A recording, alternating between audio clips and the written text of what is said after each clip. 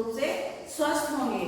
और आज तक जितना भी आपको ऑनलाइन के माध्यम से पढ़ाया गया है, आपने उसे बहुत अच्छे तरीके से समझा होगा और आपने अपने नोट्स बुक में उसको लिखा होगा। तो आज हम बच्चों कक्षा 3 के बच्चों को जो है पढ़ाने जा रहे हैं पाठ 7। कक्षा 3 के बच्चे आज पढ़ेंगे पाठ 7, बूंद कहाँ से आई। पाठ 7 का नाम क्या है? बूंद कहाँ से आई। अभी तक आपने पढ़ा पाठ 1, 2, 3, 4, 5, 6 पाठ तक आपने पढ़ लिया और लिख लिया, और हमें आशा है कि आप उसको याद भी कर रहे होंगे। बच्चे याद करते चलिएगा, क्योंकि जो है जब बहुत हो जाएगा इकट्ठा तो फिर आपको लगेगा कि अरे हम कहाँ से याद करें।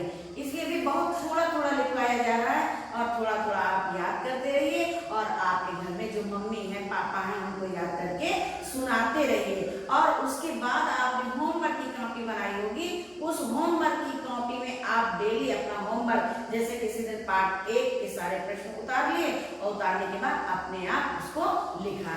ये आपका होमवर्क हो जाएगा और बहुत अच्छे से आपको याद भी हो जाएगा। तो बच्चों आज हम आपको पढ़ाने जा रहे हैं पाठ 7। बहुत ध्यान से आप अपनी बुक को खोलिए, अपनी किताब को खोलिए और पाठ 7 खोलिए। पाठ 7 खोल के एक एक पैराग्राफ का अर्थ हम आपको समझा रहे हैं, बहुत ध्यान से इसको पढ़िएगा। बूंद पाठ का नाम है बूंद कहाँ से आई।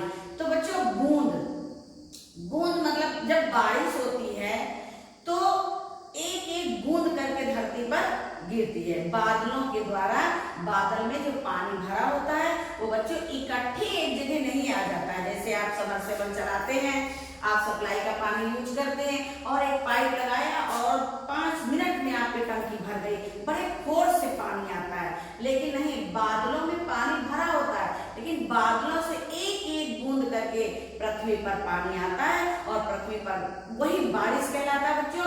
और पृथ्वी पर इतना पानी हो जाता है, इतना पानी हो जाता है कि चारों तरफ पानी ही पानी दिखाई पड़ने लगता है। तो बूंद अपने बारे में बता रही है इस कहानी में।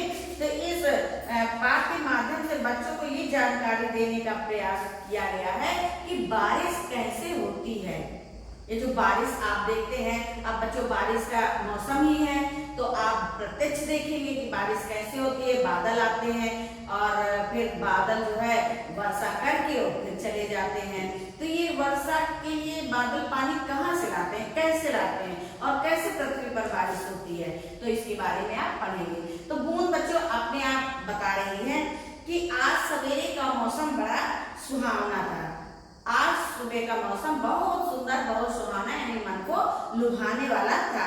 आकाश में छाए काले काले बादल रुई के गोलों की तरह उड़कर इधर उधर जा रहे थे। बच्चों आप लोग देखते होंगे बरसात का मौसम है, अभी तो खैर बारिश नहीं हो रही है, लेकिन अब बारिश होगी तो देखते होंगे कि बादल आते होंगे जैसे रुई के फाड़े उड़ के आते हैं। कोई बादल काला होता है, कोई भूरा होता है, और कोई जो है हल्के सफेद कलर का होता है। कई प्रकार के बादल आते हैं और रुई की तरह वो एक जगह से दूसरे जगह तक उड़ते रहते हैं, और फिर यही बादल जो है वर्षा करते हैं। खूब ठंडी ठंडी हवा चल रही थी, तभी 2-3 बार बिजली कड़की। बच्चों बारिश के समय में बिजली भी कड़कती है, बहुत तेज से बिजली जो है बिजली की आवाज आती है, और कहीं कहीं तो बिजली गिर जाती है, जिससे बहुत हानि हो जाती है, यानी बहुत नुकसान होता है। कभी कभी तो किसी व्यक्ति के ऊपर गिर जाती है, उसकी मृत्यु हो जाती है, कभी पेड़ों पे गिर जाती है, पेड़ गिर जाते हैं। तो जब भी बारिश होती है तो उसके पहले बादल में बिजली चमकती है, जिससे गड़गड़ाहट की आवाज होती है। उस समय मौसम बहुत ठंडा हो जाता है। अब जो बारिश की बूंदें पृथ्वी पर, देखो बच्चों इस समय पृथ्वी बिल्कुल सूखी पड़ी हुई है, एकदम सूखी पड़ी हुई है। और जब एक बार इसमें पहली बार बारिश होगी तो जो है मिट्टी से खूब अच्छी भीनी भीनी महक आने लगती है, बहुत अच्छी, बहुत सुंदर भीनी भीनी महक आने लगती है। और फिर जब लगातार बारिश होती है तो फिर वो महक नहीं आती है। जब शुरू में बारिश होती है तब जो है जब पृथ्वी सूखी है, और उस सूखी पृथ्वी पर जब पानी पड़ता है तो उसमें से बहुत अच्छी महक आने लगती है। आज रवि की छुट्टी थी। एक बच्चा है, उसका नाम रवि है, और आज उसकी छुट्टी थी। वो अपने आंगन में खेल रहा था। कहाँ खेल रहा था बच्चों? अपने आंगन में खेल रहा था। रवि अपने बरामदे में आकर खड़ा हो गया और बारिश की बूंदों को देखने लगा। बारिश का समय था, बारिश हो रही थी, तो रवि अपने बरामदे में आता है और खड़ा हो जाता है और वहां से बारिश का आनंद लेता है। इतने में एक बड़ी सी बूंद रवि की बाह पर आ गई। रवि बरामदे में था, बारिश हो रही थी, उसी समय एक बूंद आती है और रवि के हाथ पर गिर जाती है। मोती की तरह चमकती पानी की बूंद से रवि ने पूछा, अरे बूंद कहाँ से आई हो? जब वो बूंद रवि की बाह पे गिरती है तो रवि उससे पूछता है कि बूंद तुम कहाँ से आ रही हो? तो बूंद झटपट बोलती है कि मैं आसमान से आ रही हूँ। बहुत ध्यान से पढ़ना, इसी में से आपके प्रश्नों के उत्तर भी मिलेंगे। तो जब रवि बूंद से पूछता है कि अरे बूंद तुम कहाँ से आ रही हो, तो बूंद कहती है कि मैं आसमान से आ रही हूँ। रवि आश्चर्य से, आसमान से? वह कैसे? रवि कहता है आसमान से कहाँ से आ रही हो, वो कैसे? वो उसको बड़ा आश्चर्य होता है। बूंद ने कहा, हाँ आसमान से। बूंद फिर से बोलती है कि हाँ मैं आसमान से आ रही हूँ। वही तो मेरा घर है। बूंद का घर कहाँ होता है बच्चों? आसमान में, क्योंकि वो बादलों से गिरती है। और बादल कहाँ उड़ते हैं? आसमान, आसमान यानी धरती और आसमान के बीच में बादल उड़ते हैं। लेकिन हमें लगता है क्या है कि बादल जो है आकाश में छुए हुए हैं, लेकिन ऐसा नहीं है। आकाश से बादल बहुत नीचे बच्चों रहते हैं और ये हवा की झोंके के साथ आते हैं और जाते हैं। हमें लगेगा कि बारिश यहाँ होने वाली है, बहुत तेज से बादल गिराते हैं, खूब काली घटा गिराती है, लेकिन थोड़ी देर में जब हवा चलती है तो वो काली घटा उड़ करके कहीं दूसरी जगह चली जाती है और फिर वहां पे बारिश हो जाती है। तो वो कहती है कि हमारा घर जो है वो आसमान में यानी बादल में है और बादल मेरा जहाज है। आसमान में मेरा घर है और बादल मेरा जहाज है, यानी बादल पर बैठकर बूंद चारों तरफ भ्रमण करती रहती है। उसी पर बैठकर मैं आसमान में घूमती रहती हूँ। कह रही है बूंद कि जो है बादल में बैठ करके, यानी बादल जो है जहाज के समान उसने बताया है कि जैसे व्यक्ति जहाज पर बैठकर घूमता है, तो बूंद कह रही है कि बादल हमारा जहाज है, उस पर बैठकर हम चारों तरफ घूमा करते हैं। रवि ने पूछा, लेकिन तुम तो जल से बनी हो। रवि कहता है कि तुम तो पानी से बनी हो, जल तो धरती पर होता है, लेकिन जल आकाश में कहाँ चला गया? जल तो भाई धरती के नीचे होता है। आप हैंड पाइप लगवाते हैं, कितने नीचे तक पाइप जाती है तब कहीं जल निकलता है। बच्चों, जिस पृथ्वी पर हम रहते हैं उसके नीचे जल ही जल है, हम बीच में जो है रुके हुए हैं। ये पृथ्वी हमारी जो है जल के ऊपर है, आसमान में तो कहीं जल है ही नहीं है। आसमान में जल नहीं है, जल हमारी पृथ्वी के नीचे है, जो हम लोग बीच में टिके हुए हैं। आप सबमर्सिबल लगवाते हैं तो देखिए कितनी गहराई तक उसमें पाइप जाती है, तब कहीं पानी निकलता है। तो इस धरती के नीचे पानी ही पानी है। रवि कहता है कि पानी तो धरती के नीचे है और तुम ऊपर से कैसे आई हो? आखिर तुम्हें आसमान में कौन पहुंचाता है? यानी धरती में पानी होता है तो तुम्हें आसमान तक कौन पहुंचाता है? आसमान तुम्हारा घर कैसे हो गया? बूंद ने समझाया। फिर बूंद रवि को समझाती है, जब धरती पर गर्मी पड़ती है, जैसे बच्चों इस समय धरती पर बहुत गर्मी पड़ रही है, सभी पशु पक्षी मनुष्य सभी व्याकुल हैं, तो होता क्या है, जैसे तालाबों का पानी है, समुद्र का पानी है, नदियों का पानी है, ये गर्म हो जाता है और गर्म होके ये भाप के रूप में ऊपर को उड़ता है। जैसे आप अपने घर में जो है गैस पर एक भगोने में पानी भर कर रख दीजिए और फिर देखिए और गैस जलती रहे, उसको बंद मत करिए, देखिए वो आपका एक भगोना पानी भाप के रूप में उड़ते उड़ते उड़ते पूरा पानी समाप्त हो जाएगा, आपका भगोना खाली हो जाएगा। तो पानी जो है वो भाप बनकर उड़ जाता है। तो इसी प्रकार बच्चों, जब गर्मी बहुत तेज पड़ती है तो समुद्र का जल, नदियों का जल भाप के रूप में परिवर्तित होता है और वो उड़ करके ऊपर चला जाता है। अब ये हवा के साथ बादल इधर उधर उड़ते हैं, फिर ये बादल बन जाता है और बादल जो है हवा में इधर उधर उड़ा करते हैं। बादल जैसे ही किसी ठंडी जगह पर पहुंचते हैं, बच्चों ये बादल किसी ठंडी जगह पर पहुंचते हैं तो ठंड से बूंद कहती है कि हम सब सिकुड़ने लगते हैं और सिकुड़ करके पास आने लगते हैं। फिर क्या होता है, हम सब के जाने पर हमारा वजन भारी हो जाता है। जब सारी बूंदें इकट्ठी एक जगह हो जाती हैं तो उनका वजन भारी हो जाता है और फिर वो टप टप करके धरती पर गिरने लगती हैं। इसे ही बारिश कहते हैं। बारिश कैसे होती है? आपने पढ़ा कि बारिश जो है जब धरती पर बहुत तेज गर्मी पड़ती है तो हमारी नदियों का और समुद्रों का जल जो है भाप के रूप में बन करके ऊपर चला जाता है और यही भाप बादल बनता है और फिर ये बादल हवा के द्वारा इधर उधर जो है घूमते रहते हैं और जहाँ पर तेज हवा चलती है उधर ही ये उड़ जाते हैं और जहाँ पे हवा थोड़ा सा रुक जाती है वहीं ये बादल बारिश करते हैं। इस प्रकार धरती पर बारिश होती है। रवि को बूंद की कहानी सुनकर बड़ा मजा आया। अब रवि ने जब बूंद की कहानी सुनी तो उसे बड़ा आनंद आया।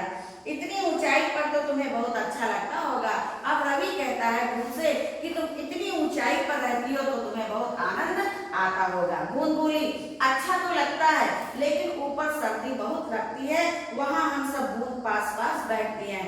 तो बूंद कहती है कि ऊपर आकाश में सर्दी बहुत लगती है, वहां पे हम सारी बूंदे जो है इकट्ठा होकर एक जगह बैठते हैं। रवि ने पूछा, अच्छा ये बताओ अब तुम सारी बूंद यहाँ से कहाँ जाओगी? तो रवि कहता है बूंद से कि अब जब तुम सारी बूंदे इकट्ठा हो जाओगी तो फिर अब यहाँ से कहाँ जाओगी? बूंद ने हंसकर कहा, इतना भी नहीं जानते। बूंद हंसती है और कहती है कि तुम्हें इतना भी नहीं मालूम, यहाँ से हम पानी में बदल गए। अब बूंद जो है वो पानी में बदल जाती है। बच्चों एक एक बूंद जो है आकाश से गिरती है और धरती पर जब गिरती है तो वो एक बहुत बड़ा रूप ले लेती है। देखते होगे कि एक बूंद यहाँ गिरी, एक बूंद वहां गिरी और कभी बूंदे छोटी गिरती हैं और कभी बूंदे बड़ी गिरती हैं और देखते देखते पृथ्वी जलमग्न हो जाती है। सारी पृथ्वी जल से भर जाती है। सिर्फ एक एक बूंद से, कहते हैं कि एक एक बूंद से घड़ा भर जाता है। तो एक एक बूंद जब आकाश से यानी बादलों से गिरता है तो हमारी पृथ्वी एकदम जलमग्न हो जाती है। चारों तरफ पृथ्वी पर जल ही जल दिखाई पड़ता है। अब हम बहकर नदियों में जाते हैं। फिर बच्चों देखते होंगे कि यहाँ पे पानी पानी भर जाता है और फिर वो पानी नालियों के सहारे होकर के किसी नहर में जाता है और फिर वो नहरों के सहारे होके किसी जो है पहले छोटी छोटी नालियों से बहता है और फिर वो नदी में जाता है, नहरों में जाता है और फिर धीरे धीरे वो नहरों और नदियों के द्वारा वो कहाँ चला जाता है? समुद्र में चला जाता है। क्योंकि बच्चों समुद्र पानी का वो स्थान है जहाँ अथाह जल होता है।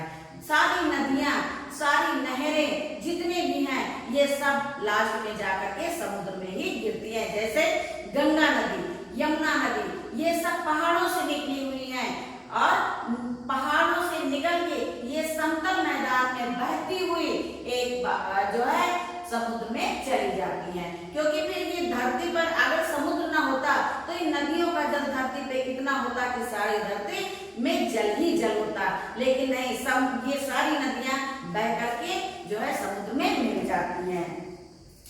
और यही बूंद कहती है कि यही हमारा जीवन चक्र है कि पहले हम बूंद के रूप में होते हैं, फिर बारिश होती है, पानी के रूप में हो जाते हैं और पानी से फिर हम जाके समुद्र में मिल जाते हैं। ये हमारी कहानी है। तो बच्चों आपने पढ़ा कि इस धरती पर बारिश कैसे होती है, बूंद कैसे बनती है, बूंद कहाँ से आती है। इस पाठ को आपने पढ़ा और बूंद के बारे में समझा। और बच्चों इस समय बारिश का मौसम है, अभी तो नहीं हो रही, लेकिन जब बारिश होगी तो आप इस पाठ को पढ़ के और इस जो है पाठ के बारे में अच्छे से समझना। तो आइए अब हम आपको जो रट शब्द हैं इनके सब अर्थ को बताते हैं।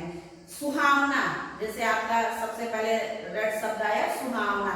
सुहावना का अर्थ होता है सुंदर, मन को अच्छा लगने वाला।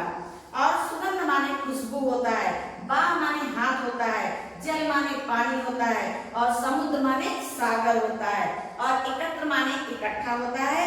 सिंचाई माने होता है पानी देना। सिंचाई जैसे लोग खेतों में पानी फसल को अपने सींचते हैं उसको सिंचाई बोलते हैं। और बांध, बांध बच्चों वो स्थान होता है जहाँ पर पानी इकट्ठा करके बिजली बनाई जाती है, उसे बांध कहते हैं। आइए ये तो आपका शब्दार्थ हो गया।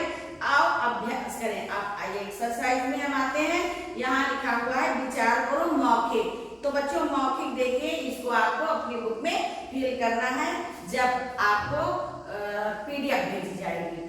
लेकिन समझ लीजिए आप बारिश किन महीनों में होती है? तो बच्चों बच्चों बारिश, अब ये जून का महीना चल रहा है, हिंदी में आषाढ़ सावन भादो क्वार, हिंदी में चार, देखिए चार चार महीने की ऋतुएं होती हैं, चार, जैसे एक वर्ष में 12 महीने होते हैं तो 3 ऋतुएं होती हैं, 3 ऋतु जैसे जाड़ा गर्मी बरसात, ये सब ऋतुएं जो है 4-4 महीने की होती हैं।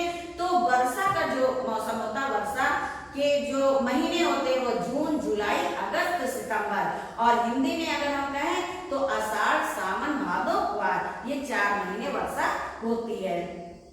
बारिश में अगर आपके पास छाता ना हो तो आप क्या करते हैं बच्चों? जब हमारे पास छाता नहीं होता है तो हम घर से रेनकोट, जब बारिश का मौसम होता है हमको समझ में आता है कि आज बारिश होने वाली है, छाता नहीं है तो रेनकोट पहन लेते हैं। और बच्चों जब अकस्मात हम जा रहे होते हैं और अचानक बारिश होने लगती है तो उस समय हम किसी वृक्ष के नीचे छायादार या किसी के घर के पास, यानी कहीं भी हमें अच्छा से रुकने का स्थान मिलता है तो हम वहां पे रुक जाते हैं।